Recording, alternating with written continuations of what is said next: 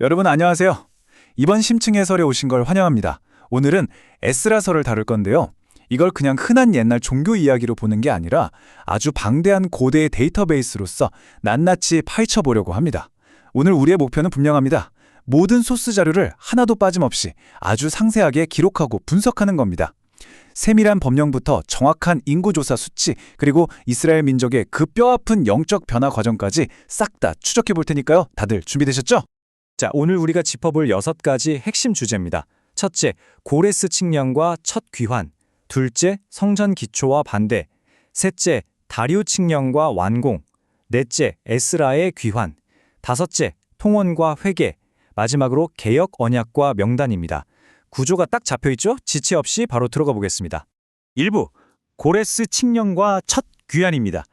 이 거대한 역사적 데이터 로그의 스위치를 켠 엄청난 선언부터 확인해보죠. 자, 이 인용문을 보면서 우리 아주 천천히 깊이 있게 한번 생각해 봅시다. 당대 세계 최강대국이었던 페르시아의 고레스 왕이 이스라엘의 하나님을 공식적으로 딱 인정하고 성전 건축을 허락했다는 겁니다. 이게 얼마나 충격적이냐면요. 오늘날로 치면 전 세계를 쥐락펴락하는 초강대국 지도자가 아주 작은 소수민족의 신앙을 위해 국가적인 막대한 지원을 팍팍 밀어준 거랑 똑같거든요. 당시 세계관에서는 진짜 말도 안 되는 기념비적인 사건인 거죠. 그리고 화면의 표를 한번 보세요. 성전으로 반환된 기구들을 정리한 마이크로 데이터입니다. 금 대접 30개, 은 대접 1000개, 칼 29개 해서 총 5400개. 와, 진짜 대단하지 않나요? 이건 그냥 기구들을 돌려줬다 수준의 두리뭉실한 서술이 아니에요. 단 하나의 은바리도 절대 누락되지 않게 철저히 검증한 완벽하고 꼼꼼한 고대 회계장부 그 자체인 겁니다. 이 숫자 42,360. 바벨론에서 돌아온 이스라엘 회중의 정확한 총합입니다. 엄청난 인구 통계학적 데이터죠. 여기서 더 놀라운 건 뭔지 아세요? 이 숫자에 7,331명의 남녀 종들이랑 200명의 노래하는 자들은 아예 쏙 빠져 있다는 겁니다.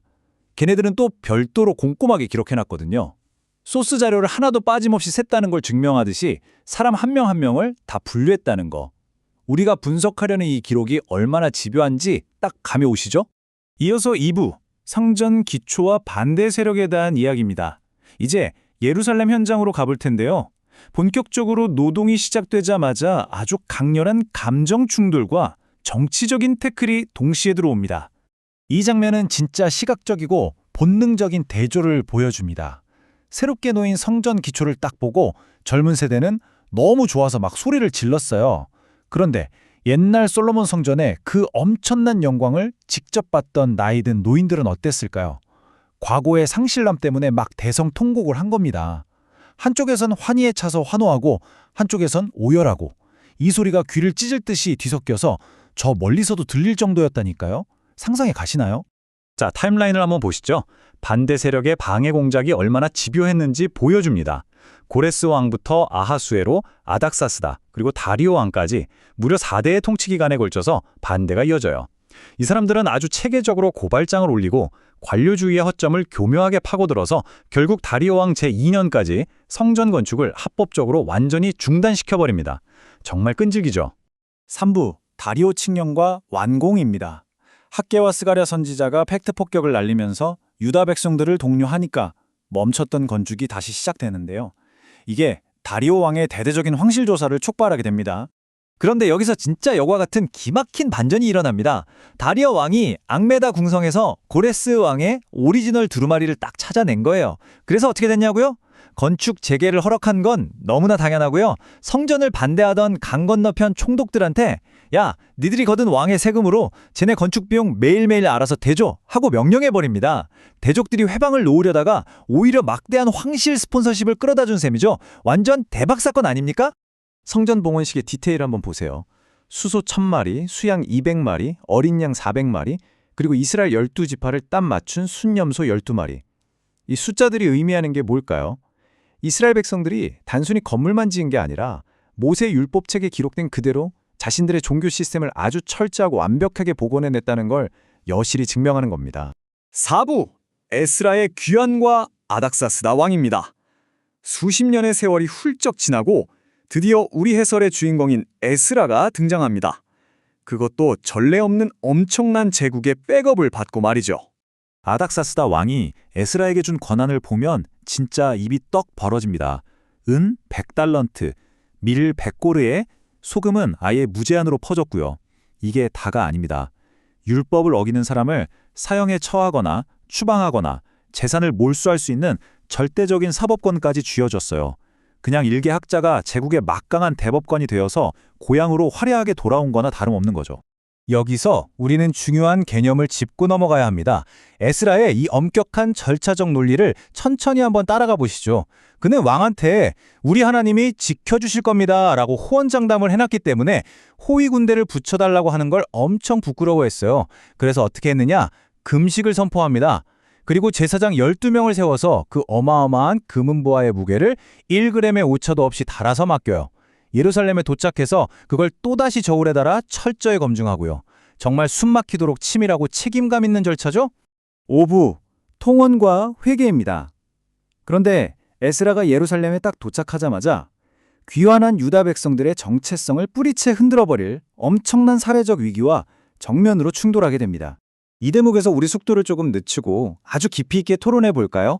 이건 단순히 이방 여인들과 결혼점이 있다는 가벼운 물리적인 행위의 문제가 아니었어요.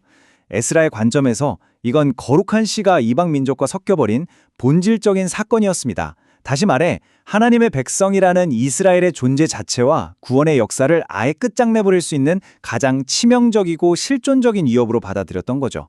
그래서 이 기록은 그 위협의 대상을 아주 극도로 구체적으로 명시합니다. 가나안, 헷, 브리스, 여부스, 암몬, 모압, 애굽, 아모리 사람. 이스라엘의 영원한 기업을 파괴할 가증한 풍속을 가진 고대 민족들의 이름을 하나하나 정확하게 나열하면서 이들과 섞이는 게 왜 그토록 끔찍한 죄악인지 아주 철저하게 규정하고 있습니다. 이 끔찍한 팩트 앞에서 에스라는 어떻게 반응했을까요? 겉옷을 찢고 자기 머리털과 수염을 쥐어 뜯으면서 엄청나게 격렬하게 반응합니다. 나의 하나님, 내가 너무 부끄럽고 낯이 뜨거워서 감히 얼굴을 들 수가 없습니다라며 처절한 수치심을 고백하죠. 이건 그냥 텍스트에 적힌 글자가 아니에요. 정체성을 잃어버렸을 때 느끼는 그 죄책감의 무게가 얼마나 거대하고 숨막히는 것인지 우리에게 생생하게 보여주는 대목입니다. 6부 개역 언약과 남은 명단입니다. 이제 이 심층 분석의 마지막 무자비할 정도로 실용적이고 단호한 해결 단계로 들어갑니다. 바로 이방 사람들과 분리하겠다는 엄격한 언약이죠. 방백과 장로들은 정말 무자비할 만큼 엄격한 최후 통첩을 날립니다. 3일 안에 예루살렘으로 다 모여라. 안 오면 전 재산을 몰수하고 회중에서 영원히 추방해버리겠다. 와, 장난 아니죠? 그 결과가 어땠을까요? 엄청난 폭우가 쏟아지는 와중에 수많은 군중이 길거리에 모여서 두려움에 벌벌 떠는 초유의 사태가 벌어집니다. 자, 범죄자들의 명단 카테고리를 한번 주의 깊게 봐주세요.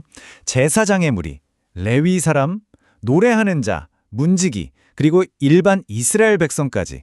기록은 그 누구도 예외를 두지 않습니다. 종교 지도층부터 평민에 이르기까지 아주 세밀하게 그룹을 나누어서 철저하게 책임을 묻고 있는 걸 볼 수 있죠. 우리가 이 소스 자료를 하나도 빠짐없이 완벽하게 분석하기로 했잖아요. 자, 마지막 기록을 봅시다. 에스라서는 이방 여인을 아내로 맞이한 남자들의 구체적인 이름을 영구적인 기록으로 아예 박제해버리면서 끝이 납니다. 바로스 자손의 라미아, 이시야, 엘람 자손의 마따냐 등등.